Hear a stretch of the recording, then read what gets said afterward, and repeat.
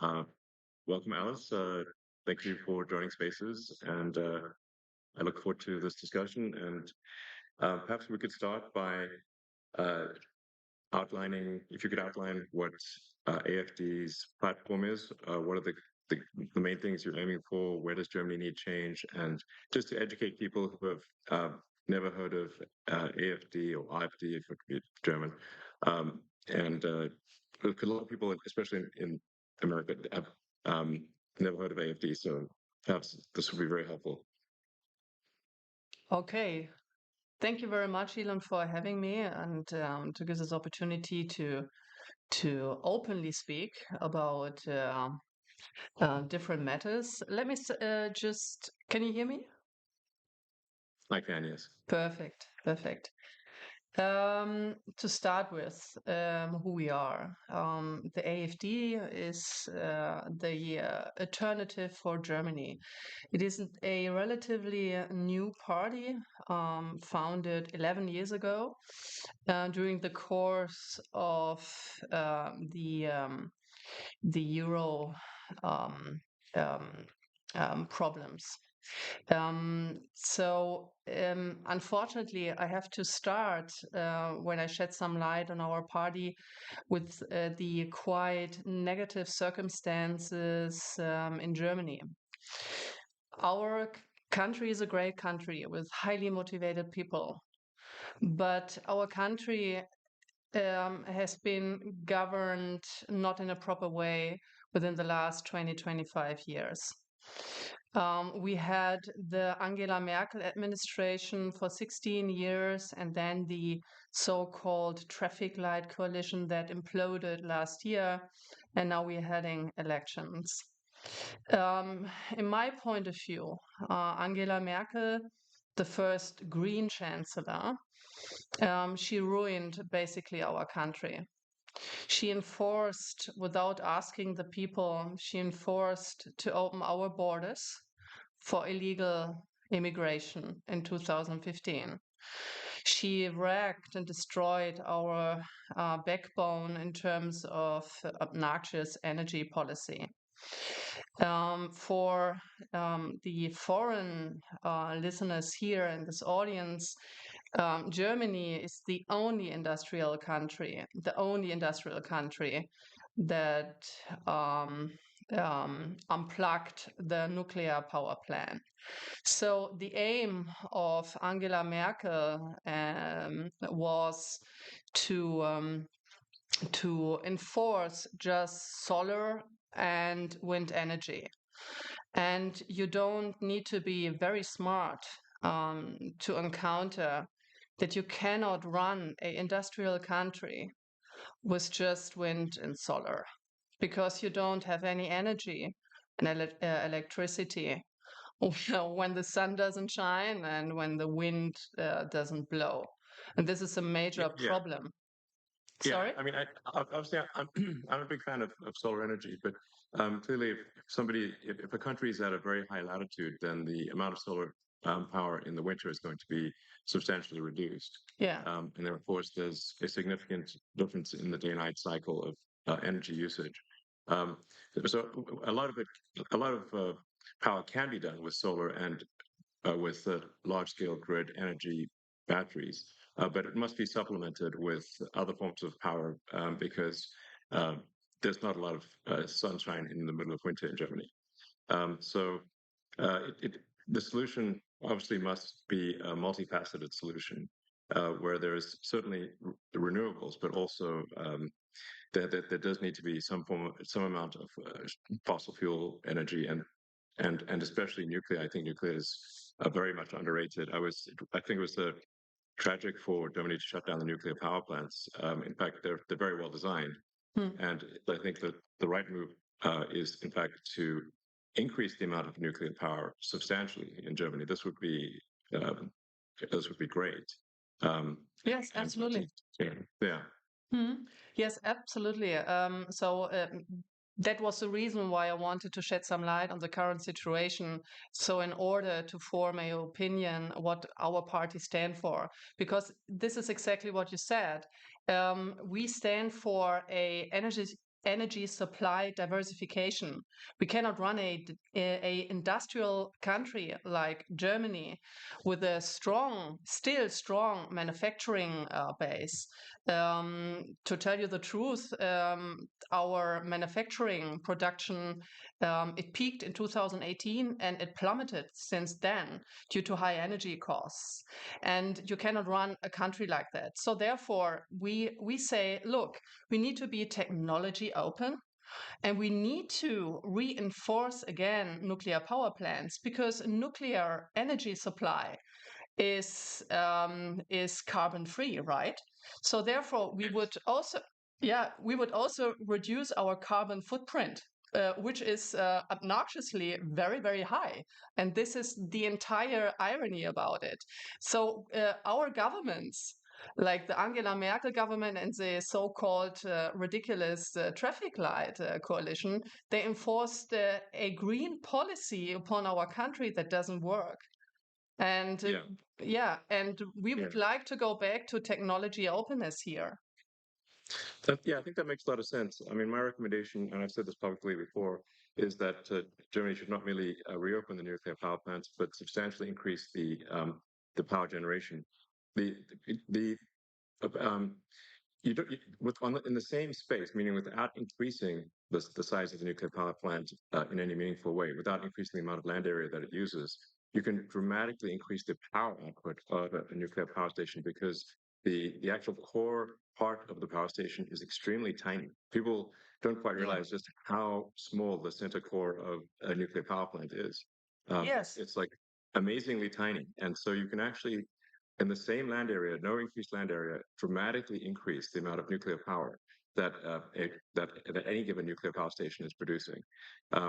You need a water source for to run the steam turbines, but really far more power output is possible than people realize. And I think that the sensible solution is renewables, but with a lot of nuclear, and then to supplement where that there has to be some amount of hydrocarbon power generation to supplement. Yes. Where it just needs to be sensible. Yeah, absolutely. But do you know what? So just let me do just like one more example, because like wind turbines, wind energy, in comparison to nuclear power supply, is highly inefficient. Also, in terms of land use. So, for instance, I give one example just to shed some light on it. If you were to replace one nuclear power plant, let's say like Emsland nuclear power plant here in Germany, with an annual electricity production of 10 billion kilowatt per hour, with modern wind turbines, with a production of just 8 million kilowatt per hour per year, you would need 1,250 wind turbines just to replace this one power plant. And with a rotor diameter of 70 meters and the minimum distance from large wind farms, you end up around with like 100 square kilometers. For example, this corresponds to half of the major city of Stuttgart, right? So, this entire thing, and just to stress the fact again, you don't need to be very smart just to do your calculations, but our energy policy. That's Sorry. the crazy thing. The crazy thing is like a bunch of these energy questions. You do not need to be like a world leading physicist. It's very basic math, like Yes. high school, less than high school level math. I'd say middle school math even. It's very straightforward, not complicated. Yes, absolutely. And then during the crisis, like during the war, huh? Sorry? No, please go ahead. Yeah. So during the war of Ukraine, so our gas supply was just destroyed, and that actually shed some light on on our severe dependence on Russian gas. And do you know what the government decided in this crisis when the energy prices skyrocketed after we were cut off of cheap energy supply from Russia? They switched off the last nuclear power plant to even more create a shortage of energy. So either you must be very stupid or you just hate your own country. Isn't it? I think it's mostly the very stupid category. The very stupid. Well, I mean, there's an old saying that like one should never ascribe to malice that which can easily be explained by incompetence. Yes, you're perfectly right. No, so but yes, I actually, when I saw that Germany was turning off the power plants after being cut off from gas supplies, from Russia, I thought this is the craziest. This is one of the craziest things I've ever seen. Just when Germany most needs yes, electricity, Germany is shutting down one of the best sources of electricity, which is nuclear power. yes, and completely Crazy. carbon free. Yeah, crazy. It's crazy. Yeah. So I guess if to summarize I mean the two main things that AFD is aiming for in terms of change is a sensible energy policy and sensible immigration policy. Yes, Um, exactly. so But actually even more. So we would like if I may continue a little bit, because absolutely. now it's a complete new situation for me, that I just can have a normal conversation and I'm not interrupted or negatively framed, how that has been in the media the case in the last 10 years, which is completely ridiculous. So what we also stand for, since we are a conservative libertarian party, so at least we see ourselves like this, but we are extremely negatively framed as a so-called extremist party by the mainstream media. So we just say, look, we need to reduce bureaucracy. We need to free our firms, our companies, the individuals of this obnoxious bureaucratic conditions here. Do you know, like, how long it takes, how many days it takes to get a business permit in Germany? Just guess. Well, as it turns out, I do because we. Oh yeah, the big plan. So how many days did it take you? A car factory, just near Berlin. So we had many challenges. I mean, this is to be clear. Like we actually had a lot of support, a lot of local support, from like the local government, from the national government, and despite all that support, just the sheer number of rules that the people in the government are required to follow is completely crazy. And we had to. I think it was 25,000 pages was our permit. Um, and it had to be all printed on paper. 25,000. Yes, but 20. I think This is maybe more crazy. than that in the end. 25,000, and then there has to be many copies made. So it literally was a truck of paper. Um, because we're like, surely we can make this electronic. Isn't that better? No, not possible. You need to have that on paper in Germany. And they say, no, it has to be paper. I'm like, this is crazy. This is only a few years ago. It's not the distant past. I mean, it's like we're well into we're a quarter of the way through the 21st century. It's like, guys, let's just 25,000 actual printed pages, and then I believe every page needed to be stamped with a physical stamp. I mean, honestly, it's going to really tire somebody out to do so much. Yeah. Um, they're going to get some Many people with tired arms. Yeah, they're going to get a repetitive stress injury from having to stamp something. Stress injuries. Like, just send it to the hospital or something. I mean, that's Yeah. um, So, truck of paper. like, I'm not trying to blame the sort of individuals who are doing this time because they are just following the rules. So we have to change the rules, and there needs to be, I think, in my view, for all countries, but especially countries that have enjoyed prosperity for a long time, it is extremely important to have what I call sort of garbage collection of rules, which is to re-examine the rules and regulations, uh, and make sure that they are clearly a net good. And if there's any doubt about them being a net good, we should eliminate them. Because otherwise, we get to this point where everything is illegal. And so it's just absolutely crazy. Absolutely. Absolutely. And it's not only about bureaucracy, it's also about taxes. Germany has the highest taxes Yes. of all OECD countries. So the normal German employee, he works more than half of a year for the state. You have to imagine that. You're right. With taxes plus social security, so more than half of the year you work for this dysfunctioning state, because like the state does not provide the vital provisions for the people here. So he doesn't provide for security. So we have skyrocketing criminal rates here. Right. He doesn't care about education. So we have this same insane, wokish, leftish, socialist agenda in our educational system.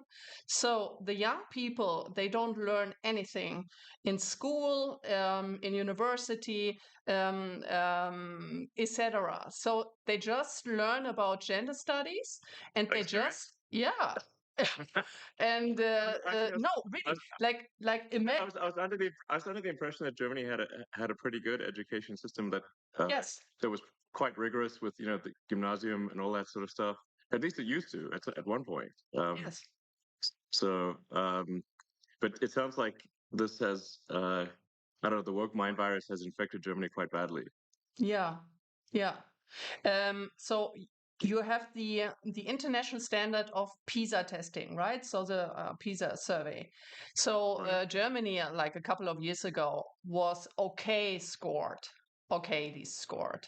But Okay. now, so we just plummeted because the survey showed that young people are not able to properly do math or speak or write German. And in some states here in Germany, you have to imagine they just abolished the writing grades in terms to get the language grade, right? So you don't need to write German properly anymore because our entire educational system has been deteriorating. And that is Well, also the reason, for instance, why young people they vote for us now, because they want to have a proper education and they want to have back a proper educational system that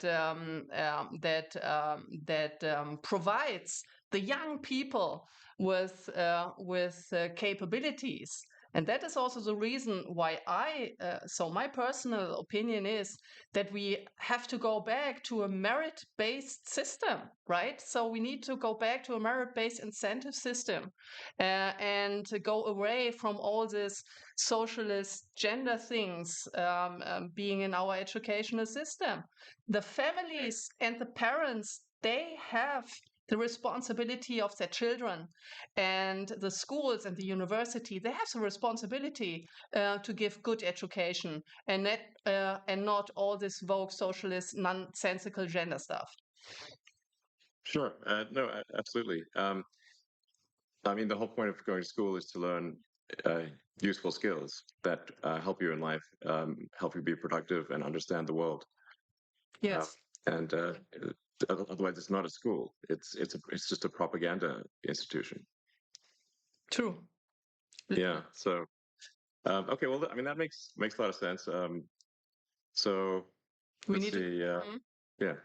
So maybe I can just go on because I was just giving an example of the educational system where the state fails because our state, the government, collected in the last year a record high of income tax. So they collected like around like above 1 trillion, right, of euros. So it is a record high tax. But the state they cannot handle taxpayers' money. So what do? So they just throw the money out of the window for immigration in our social system, for instance. So since 2015, just to give you some numbers and also the audience to have an idea what's going on here in Germany. So we had an influx of almost 7 million people, but these are the officially counted. So 7 million people? Wow. Okay. 7 That's a lot. million people of influx since 2015 officially counted. And then because the people, they just, just another funny numbers. Our state allows people to throw away their passports before they cross our borders that are not protected and controlled.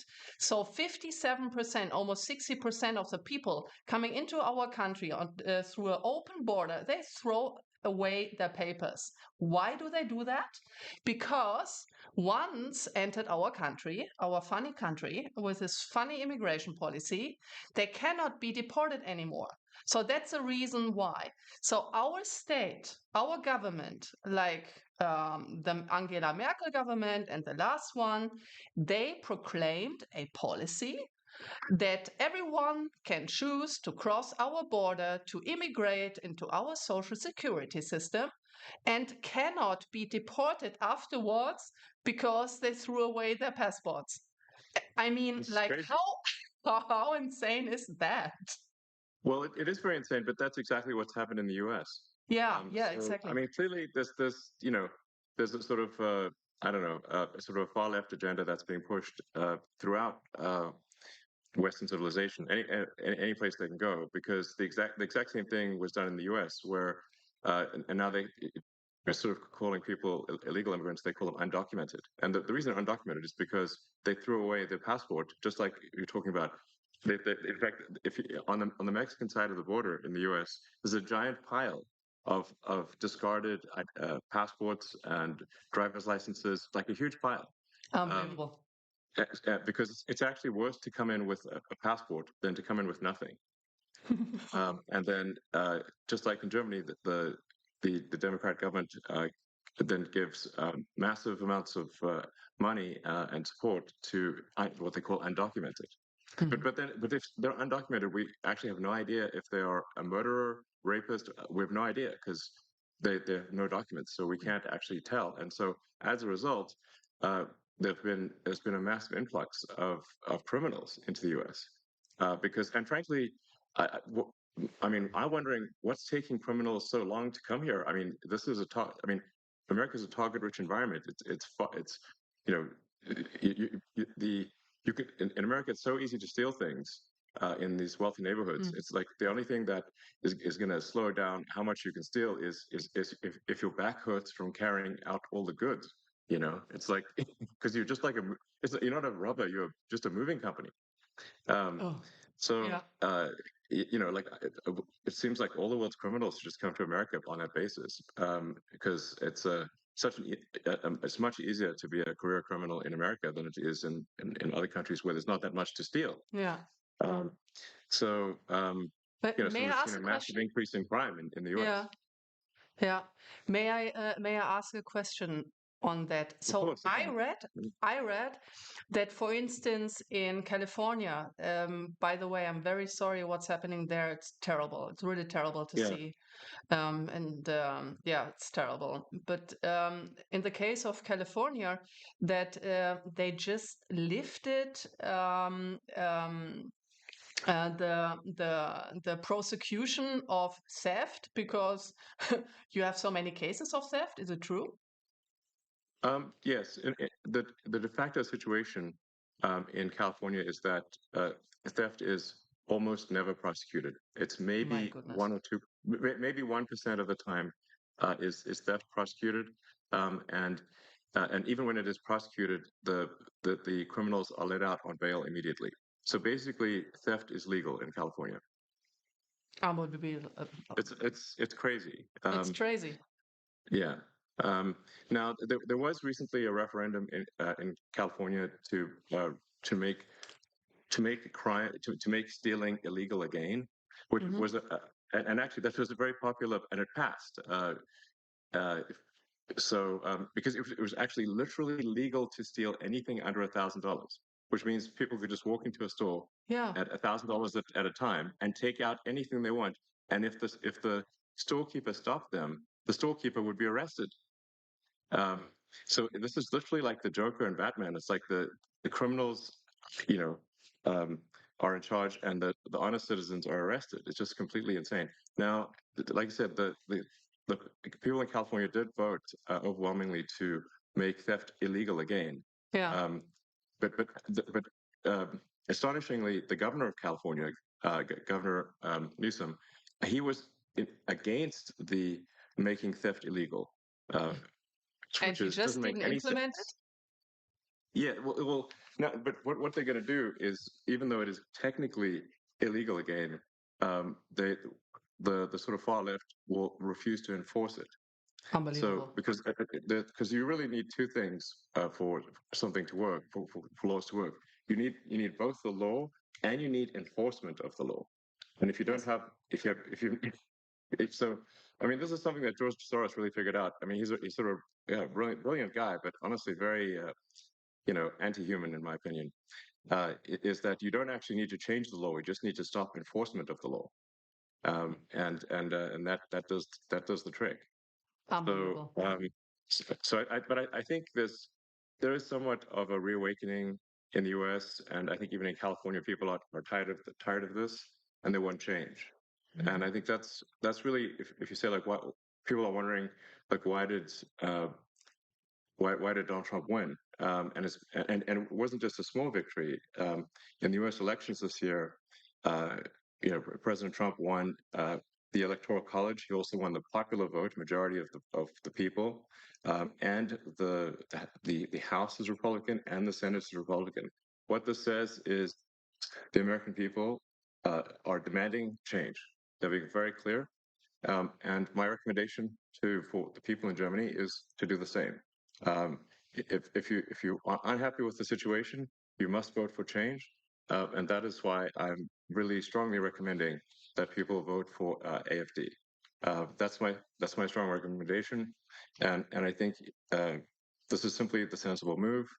Uh, and I think Alice Beadle is a very very reasonable person, and hopefully people can tell just from this conversation, like, nothing outrageous is being proposed, just common sense. Um, so, in fact, as I've said publicly, I think only AFD can save Germany, and I just want to be very clear about that. Only AFD can save Germany. End of story. And people really need to get behind AFD, and otherwise things are going to get very, very much worse in Germany. Yes, because you rightly said, there is a difference of making a law and then enforcing it.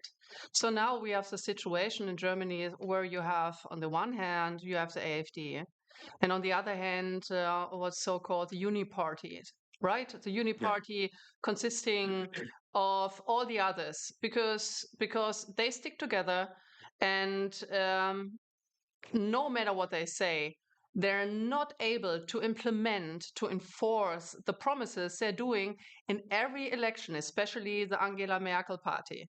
Do you know that the chancellor candidate, so my running mate of the Christ Democratic Party, that it's wrongly labeled, for instance, by the Economist as a center-right party. So in my opinion, it's a leftish Green party. But anyway, Angela Merkel was the first Green chancellor we had here. So what he did is that he, by the way, just talking about interference, So I just look it up here. He called your interests, so your interest in German politics, pushy and presumptuous. Yeah. And What does yeah, he say about George Soros? yeah, exactly. And Bill Gates. So Yeah, that Bill was Gates, not a exactly. problem. When Yeah. Bill Gates actually tried to sell his mRNA vaccination and not mentioning all the huge side effects on people's health, and no one takes responsibility about that, and the entire bluff and scam of wearing a mask, right? So Yes. it's unbelievable. And also, that candidate of the Christ Democrats, like Friedrich Merz, he warned the world about the consequences of voting for Donald Trump in October last year. So, Right.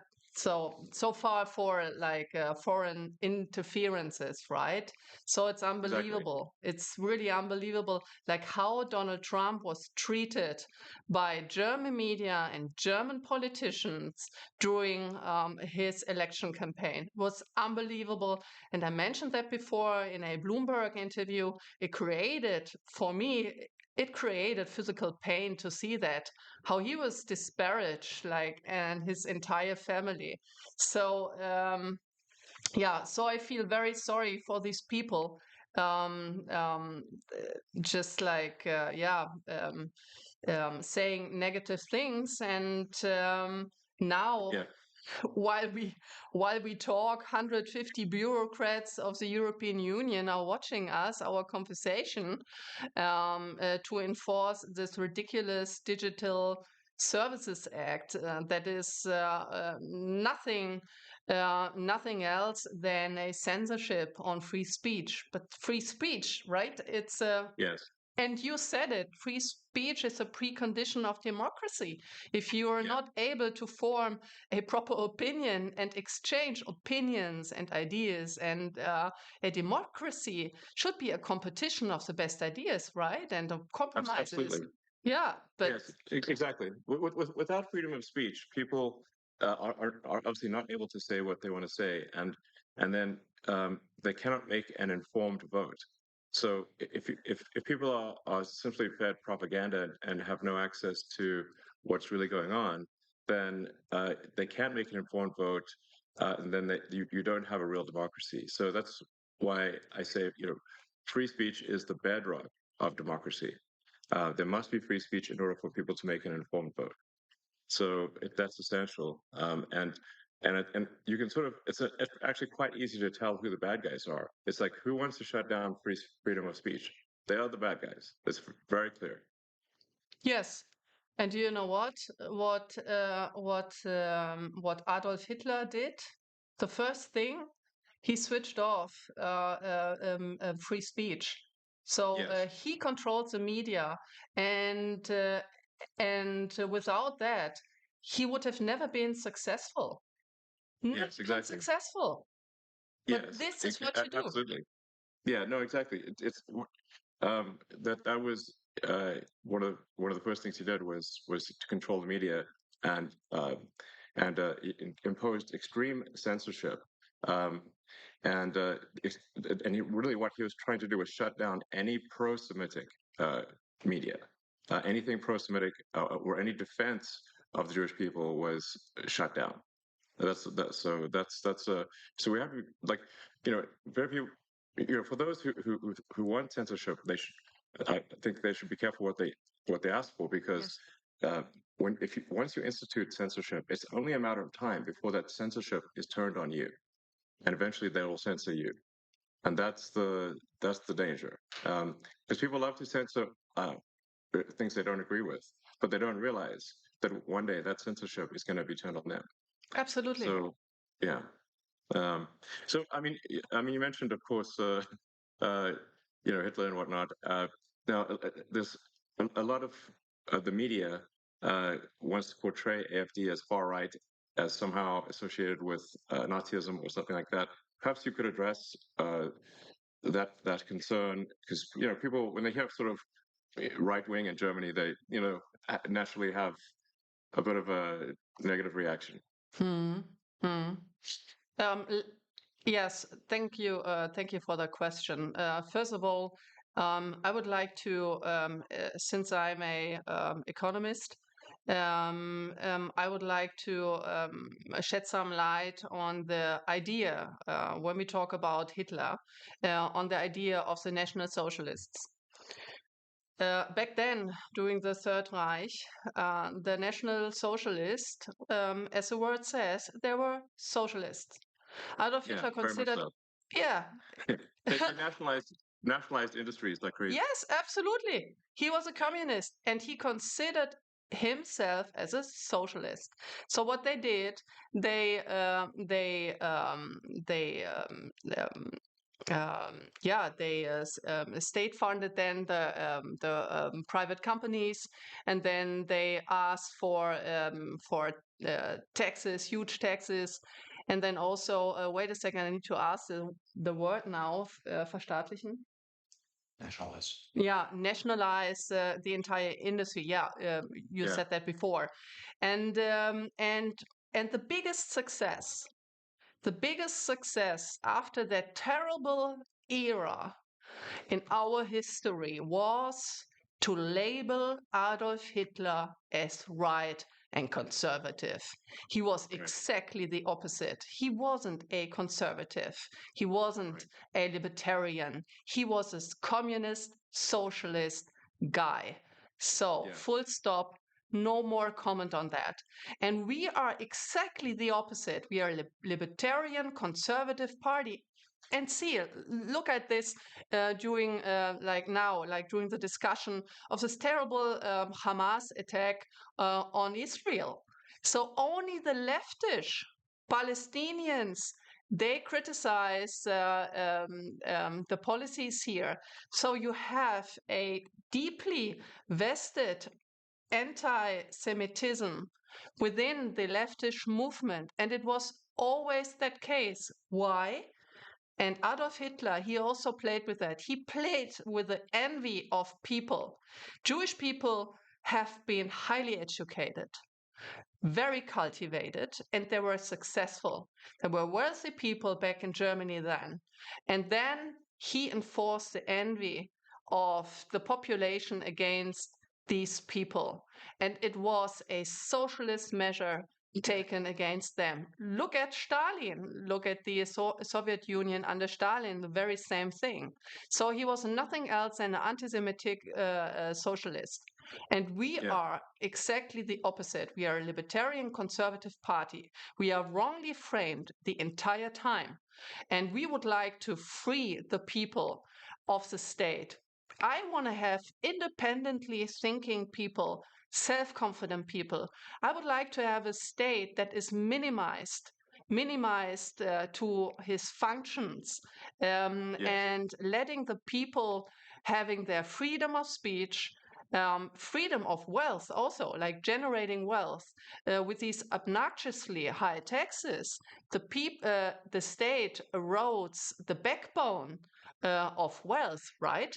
So the people are not able to accumulate wealth that make them independent from the state. So I would like to have independently thinking, well-educated people who have the freedom to form their own opinion. I want to have strong leaders in Germany. I don't want to have stupid, weak leaders as we had in the last couple of years, because these people cannot think straightly. And they're a big danger. Look at the war in Ukraine now. They're a big yeah, danger to our national security and to actually to the entire European security. This is also my hope in Donald Trump and in you, in your administration, that you end that terrible war, this worthless dying of young people every day, like as yeah, fast as you can, because the Europeans, they cannot. They actually given up on everything, like on a good military, on a good negotiation power. They completely depend on the US in the sense of, oh, the USA need to do the entire job. We don't need to do anything. We just escalate the entire conflict against Russia. It's very dangerous what's going on here, and only you can basically stop it. Yeah, I mean, I think President Trump is gonna, you know, is gonna solve that conflict, I think, very quickly.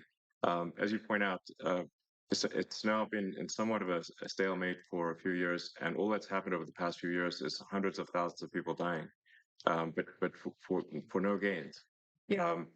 And the longer this conflict goes on, the more Ukraine weakens relative to Russia. I mean, Ukraine is a much smaller country. It simply cannot afford the losses relative to Russia.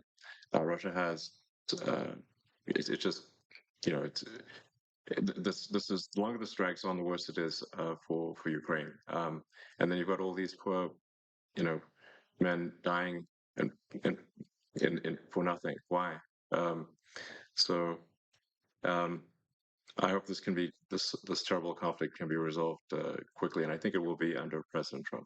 Yeah, it would be great actually, because this is our no really like the people here, like many people are anxious, and they're anxious for a very good reason, I think, because this conflict has a potential to escalate big time towards a nuclear exchange. And here, the European governments, they have no measure, they have no strategy, they have no red line, no storyline of their foreign and security policy towards Russia, towards Ukraine. They have no strategy to end that, and they don't have the military power, right? So they underspend the budget to NATO actually for decades, like Yeah, for a very long time. Like the average, for instance, of Germany, because the share of GDP is supposed to be 2%. So Germany, on average, I think was just like slightly above 1%. So Germany didn't contribute, but Germany is also not prudent of the defendants of our own country. So this is the second thing. So we are completely dependent on the US. But I think, and I've listened to this very interesting speech of J.D. Vance. He said he doesn't want to have client states, right? right. Yeah. So he wants to have independent states who that also form their own independent opinion on things, right? So Yes. you for instance, in your companies, you don't want to be surrounded by yes people and by mediocre people, right? So me neither. Right. So I Right. try No, to acquire. absolutely. Yeah. So I try to also I try to have the best people in my team, and these best people, they have the task to criticize me every day, and I don't want to have yes sayers, right? Because you Yes. cannot learn, so you have Yes. no mistake correction. Sorry, I just said yes. Yes.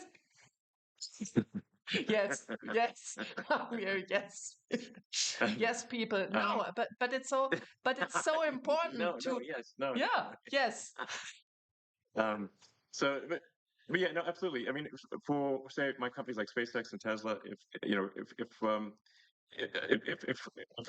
we are constantly looking for critical feedback, because if we make a mistake, then the rockets blow up and the cars don't work. yeah, So you know, physics is very unforgiving.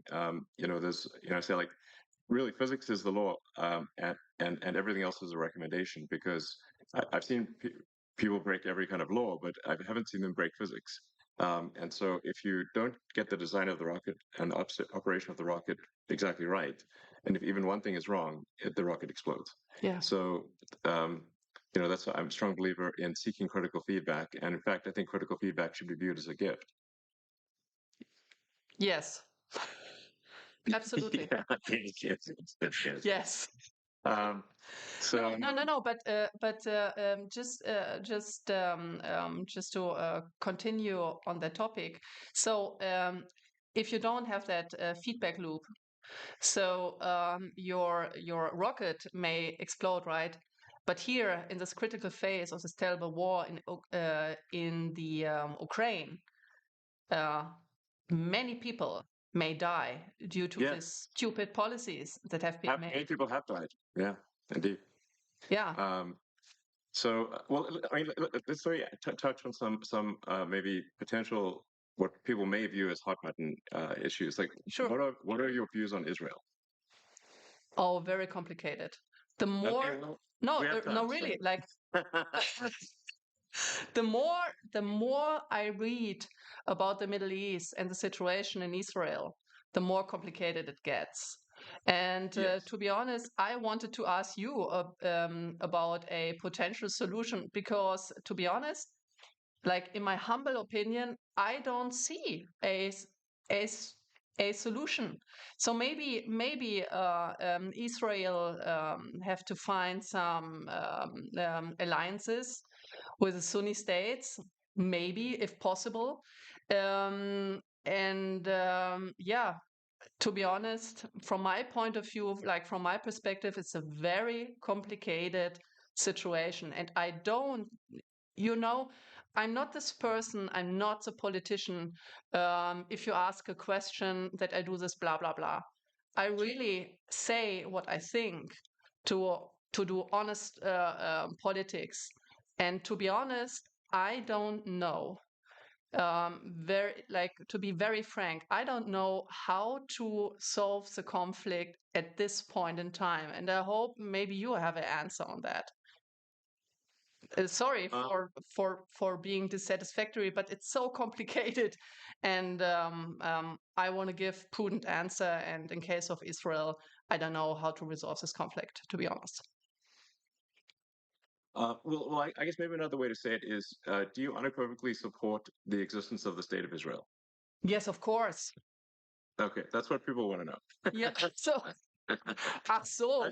I'm asking questions that maybe seem very obvious, but uh, No, no. just Oh, yeah.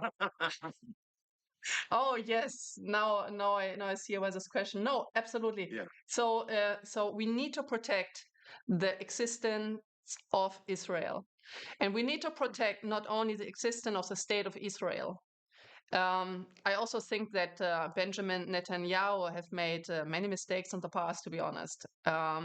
But we also need to take our responsibility as a German nation state to protect Jewish life, Jewish people in our country who are exposed right now to uh, to um,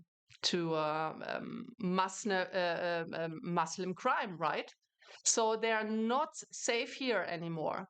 So I don't know if you saw some videos here of the streets of Berlin. I'm right now in my office in Berlin, but like with all these demonstrations of the Palestinians here, well, a a Jew could not walk through the street anymore, right? And we have a huge potential of anti-Semitic crime against the Jewish people.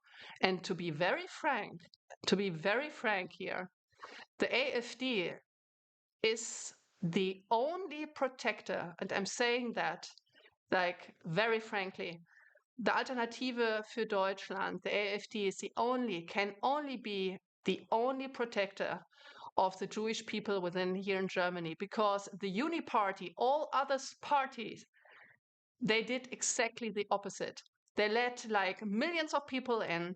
They let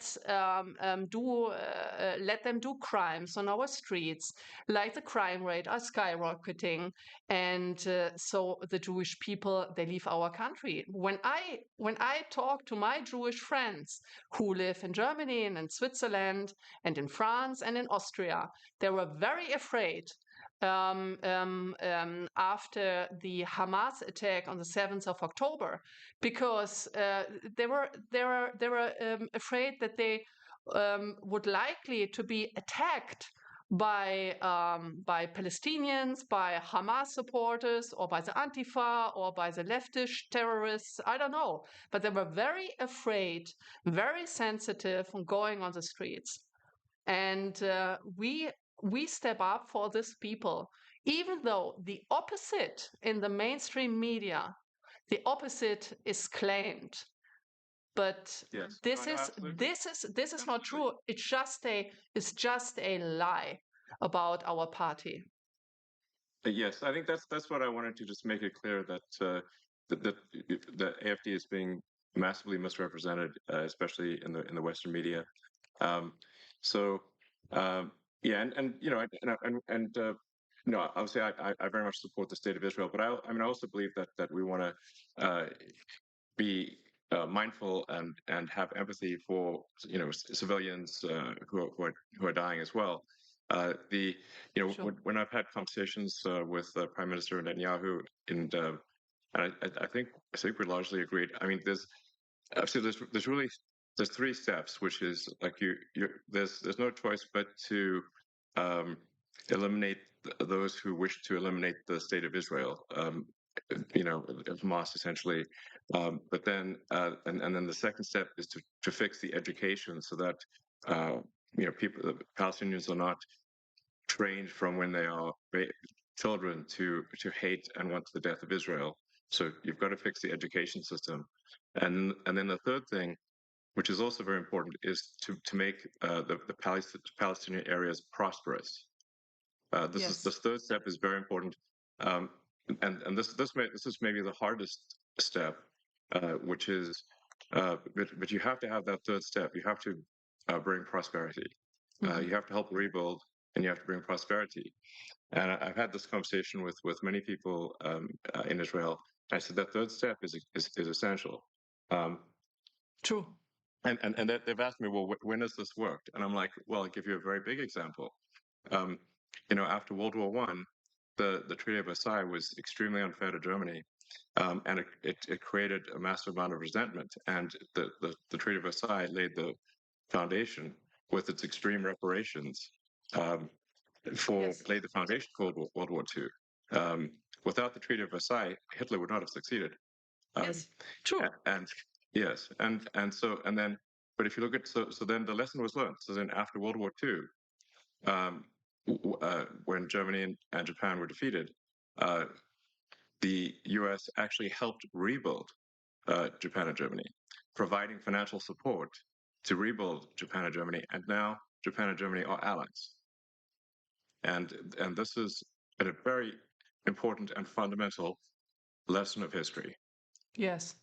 You're absolutely right. When after the Hamas attack, um, I um, I just opened Google Maps to have a look. Okay, what is the geographic situation there? And when you see the Gaza Strip, right? It's a Gaza Mhm. Strip which is just locked in, with no resources and not even water supplies. So there can be cut off a water supply and other supplies, just like instantaneously. And this construction also like just having a look like from a geographic perspective, you don't need to be very smart that this is not going to work out. And to make this area wealthy with specific measure being taken, it's a very vital first step. True. Yeah, I think it's essential, and it requires overriding the natural human instinct for reciprocity, which is that to basically an eye for an eye. But the problem with that Mm. an eye for an eye is that if you keep doing that, an eye for an eye, as the saying goes, an eye for an eye makes everyone blind. Um, that's why I think there's great wisdom to forgiveness. Yeah. You need both strength and forgiveness.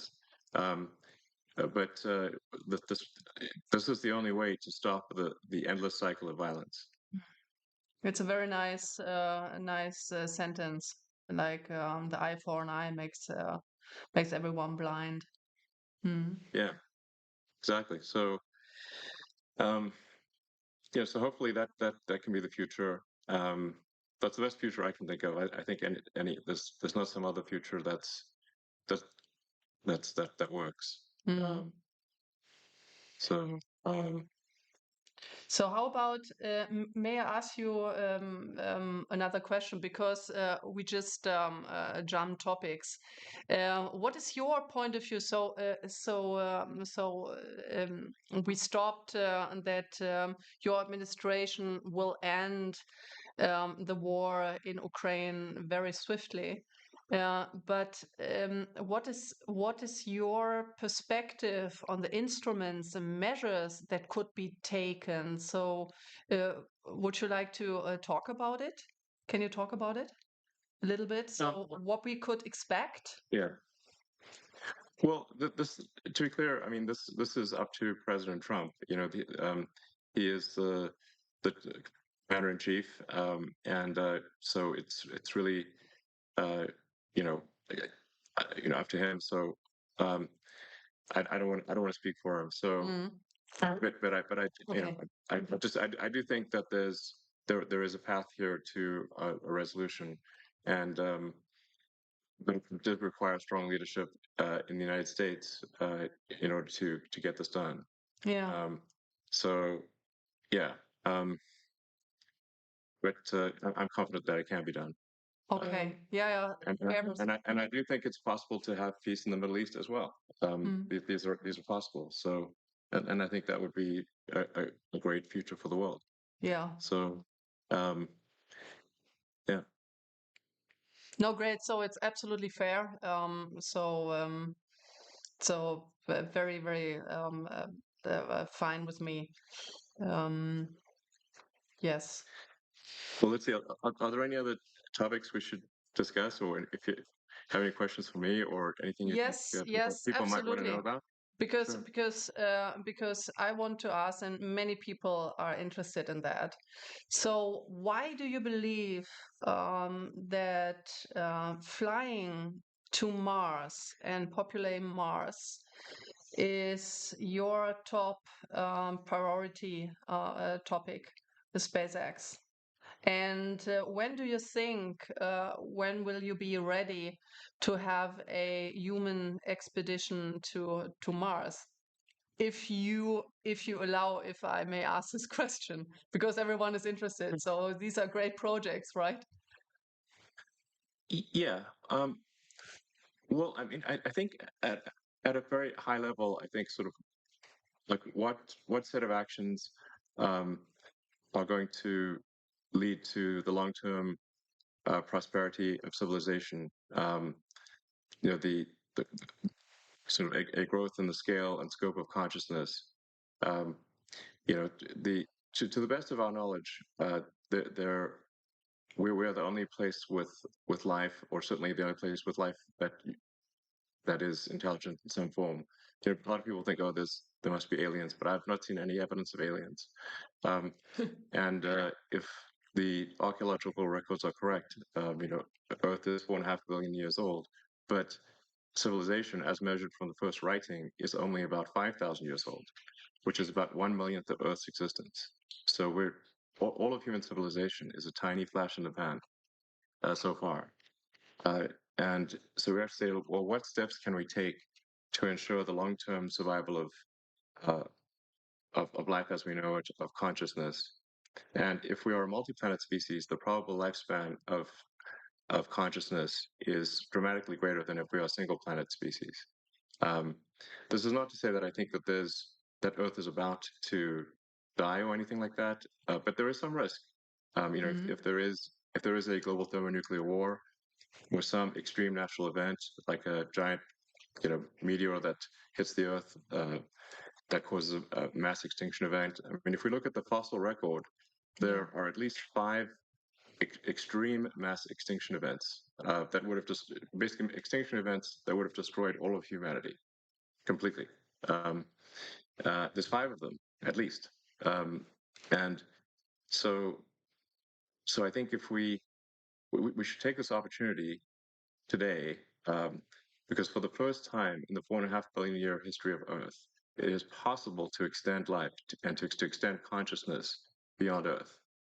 And that window of opportunity may be open for a short time, or it may be open Mhm. for a long time. But just in case it is open for a short time, we must take advantage of this window and as quickly as possible become a multi-planet species, Mhm. and ensure the long-term survival of civilization. So what is your time frame um, for a expedition, Well, like for the first human expedition? well, yeah. So to be clear, what matters is not so much the sort of flags and footprints, but the establishment of a self-sustaining city on Mars, where the critical threshold is where the city can grow independent of Earth. Meaning, if the resupply ships from Earth stop coming for any reason, uh, the Mars colony does not die out. That's if we are able to reach that point, then we have passed one of the very important and fundamental Fermi great filters. Mhm. Um, there's this idea of like, well, why don't we see evidence of intelligent life? Well, that there's this idea that there are these various great filters that these civilizations never pass, and one of those great filters is never going beyond your home planet. So if we can pass the Fermi Great Filter of being a single planet species, um, and to be clear, if we are a single planet species, it is just a matter of time before we are annihilated. One can argue about how long it will take, but eventually there will be something that happens that annihilates civilization. Um, it might be very far in the future, but Mhm. we simply know from the fossil record, as I mentioned, that there have been at least 5 massive natural extinction events, and I think there's added risk for humans that we could destroy ourselves, because the dinosaurs did not have uh, thermonuclear weapons, so they also didn't have True. spaceships. So we've got the risk of thermonuclear war that could destroy everyone, but we also have spaceships that can make life multiplanetary. And so but to answer your question more directly, I think we can send uncrewed starships to Mars in approximately 2 years. So Mhm. Earth and Mars are to be Earth and Mars align for planetary transfer Every six roughly years. every 2 years, every Every two 26 years. Ah, two years. years. Yes. So the Earth obviously takes a year to go around the sun. Mars takes approximately 2 years. And obviously, one cannot go to Mars when it is on the other side of the sun from Earth. Yeah. Uh, so we have to wait for when Mars is in roughly the same quadrant of the solar system as Earth, and that occurs for about 6 months every 2 years. And the optimal transfer window is typically just a few months. So uh, for a few months every 2 years or every 26 months, uh, you can transfer to Mars. There's currently a Mars transfer window, which means that the next one is in 2 years from now, Mhm. um, and then there'll be another one 2 years after that. So for the one in 2 years, I think we can send uncrewed starships to land on Mars to test that the landing Mhm. systems are working properly. Um, Mhm. we want to How? make sure that we don't add more craters to Mars. Um, Yeah, that would be. yeah, but uh, yeah, the crater count increment must be 0. Mhm. And once we prove that it is safe to land, then um, if all the ships we send in about 2 years land safely, and we think we understand the issues, then in principle, that in about 4 years you could send the first people, and then Wow. then the number of ships can expand exponentially from that point. Mhm. Um, I mean, as a rough order of magnitude, my guess is that we need to transport about a million tons of cargo to Mars to make it self-sustaining. When things are very uncertain, I think if you can even guess to within one order of magnitude, you're doing quite well. So I suspect probably 100,000 tons is maybe not enough, and hopefully we don't need 10 million tons. So therefore, my guess is hopefully a million tons is enough to make Mars self-sustaining. Wow. So maybe it's a million tons of cargo to serve to Mars and about a million people or more. Um, so that's really what matters. The critical threshold from the standpoint of a fundamental branching of the future of civilization, is that point of reaching on Mars where uh, Mars can grow by itself, even if uh, resupply ships from Earth stop coming. At that point, the future of civilization branches, and to a good branch. Wow. Wow. And probable lifespan of civilization is dramatically greater. Yes. And my guess is that there will be cases where the future Martians actually come and help and rescue Earth, and when there is an emergency. Um, just as America has helped to rescue the rest of the world in World War One and Two and the Cold War. And where would the world be if not for America helping out in those three circumstances? Mm. So, I think that there's a good chance Mars helps save Earth at some point in the future, maybe many times. Yeah. And then once we have a civilization on Mars, we can expand to the rest of the solar system, to the larger asteroids like Ceres, maybe to the moons of Jupiter and Saturn and beyond, at least through the rest of the solar system. And then, then we go from being hopefully a multi-planet civilization to, at some point, a multi-stellar civilization, and we're out there among the stars, and then we can try to find out what is the nature of the universe. Perhaps when we go to and visit these faraway star systems, we will discover the remains of long dead alien civilizations. I think that would be incredibly interesting. For sure, it will greatly improve our understanding of the nature of the universe, Absolutely. dramatically. Yes. So, and things that like the time scales are just remarkable to think about. I mean, physics suggests that the universe is about 13.8 billion years old. Um, and I mean, even the elements in our body that aren't hydrogen, um, like any heavier elements had to be formed in the center of a star.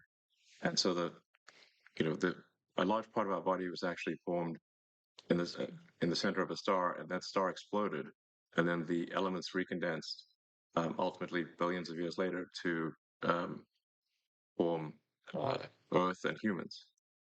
So, so when you think about these timescales, they were really remarkable to think about. Yeah. And but a civilization that lasted 1 million years. So our civilization, like so, I think a good metric for saying when does a civilization start, I think, is maybe writing. That's if you can pick anything, I'd pick that. That's only 5,000 years ago. Um, so for a civilization to, like, let's say, last an incremental 1 million years, that's an enormous amount of time as compared to the length of human civilization, but it's very small compared to the age of the universe. You'd have to go 3 digits past the decimal point of 13.8 billion years just to increment 1 million years. So, I think we may find when we go out there and explore these star systems that there were alien civilizations. Maybe they lasted for millions of years, much longer than we've lasted. And I think any civilization that can last 1 million years is going to be in the Hall of Fame. This is an incredibly long time. So anyway, and I think as for humanity, we don't want to be one of those lame one planet civilizations. Like, any self-respecting civilization should have at least 2 planets. So that's what we should aim for. Wow. Uh, if you so you just said that the human body comprises of elements of an exploded and then reordered elements, right? So do you think that this coincidentally happened, or do you believe in God?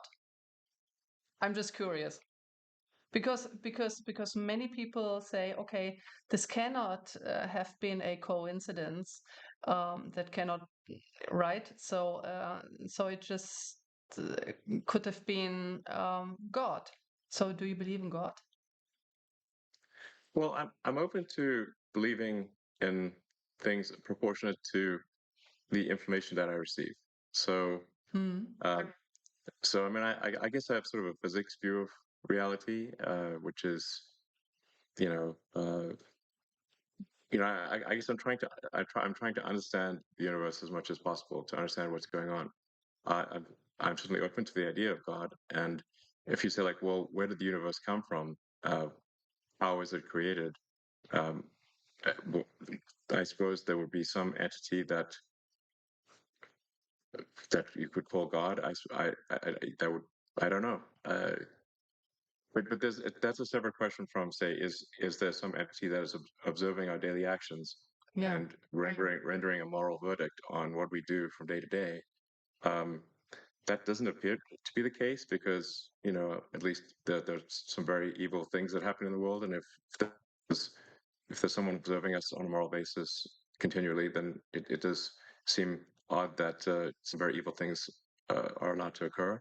Um, but maybe that is the case. I don't know. I try to form my opinions based on what I learn, and as I learn more, I aspire to change my views to match what I learn. Mm. Yeah, same here. To be honest, I'm still on a search. I don't know what to believe. So it's called maybe a agnostic. And yeah, but it's very interesting to see how the world and also the universe evolved. And yeah, it was incredibly interesting to listen to your visions. And yeah, it's quite a Yeah, vision for every one of us. yeah. I would say that what I have is a philosophy of curiosity. So I'm curious about the nature of the universe, and I would say I subscribe to the Douglas Adams school of philosophy that was described in the Hitchhiker's Guide to the Galaxy. Um, you know, and in that book, the Earth was sort of a giant computer that was trying to uh, answer the question, "What is the meaning of life?" And then it comes back with 42, and they're like, "What does 42 mean?" And it's actually the answer is the easy part, and the question is the hard part.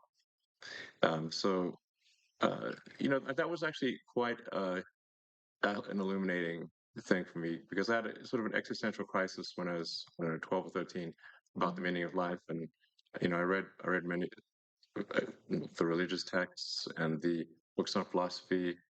Um, it's like reading Schopenhauer, Nietzsche, and whatnot, which is a bit depressing if you're to read as a child. Um, but Why? ultimately, well, Why did? they're they're a bit negative. Um, so at times, it's actually it makes more sense reading it as an adult. Uh, but then I read the Hitchhiker's Guide to the Galaxy, which is really a book in philosophy in the form of humor, and I think it kind of really that I thought was very insightful. That that we should basically try to understand the nature of the universe, and in fact understand even what questions to ask about the answer that is the universe. And so that led me to conclude that we should aspire to uh, expand the scope and scale of consciousness so that we're better able to know what questions to ask about the answer that is the universe. Um, so we should just seem to you take the set of actions that lead to a greater understanding uh, of the universe. Wonderful. Actually, these are perfect last words, to be honest, for our conversation. Because I don't know right now, like what to continue, because these no really because these words are so beautiful. So I would just like screw it up, and it was wonderful. It was very it was wonderful talking to you and listening to your views of mankind, and also to have an idea of your vision. It's very visionary, and yeah, thank you so Well, much. thank you. Well, it's been a pleasure speaking, and I hope people listen to this conversation and find it helpful. Um, all right. Thanks, everyone. Thank you, everyone. Bye. Thank you, Bye, and Elon. auf Wiedersehen. Bye.